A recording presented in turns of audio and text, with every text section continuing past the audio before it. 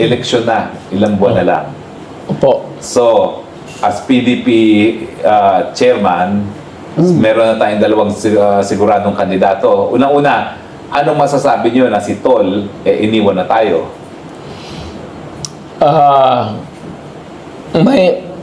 I'm sure that hindi naman sa pang ano, but it would be an inherent duty of a political party to come up with something. It's late.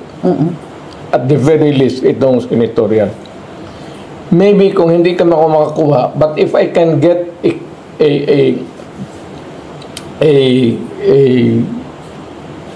siguro imprimatur from the patawag pa ako ng ano, then we can come up with a slate. I-complete na lang. Yung ngayon nandyan, susuportahin na namin kung sino-sino. In addition na ano kami ng reserba na kung may bagong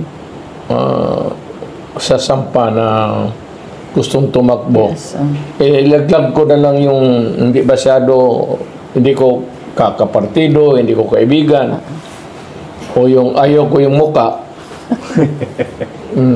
Meron ganun. Pero si ano nga po, si Senator Tol Tolentino na nakasama noon na tumakbo rin ng senador nung kayo tumakbo ng presidente, nagpaalam na po sa PDP Laban. Inasahan niyo ba yun na aalis siya ng PDP?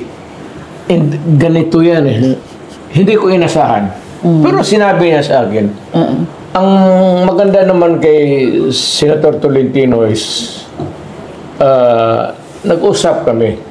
Sabi niya, aalis ako. Iiwan ko kayo. Paglipat na ako. So, kung tanungin mo ako ngayon, kung susuporta ako sa kanya o hindi, iniwan niya kami, iiwan ko rin siya. Okay. If I go out to campaign for slate, I do not think that it would look nice to the PDP party na umalis sa amin. Ibig sabihin, hindi ako believe sa inyo tapos susuportahan kita. Wala na.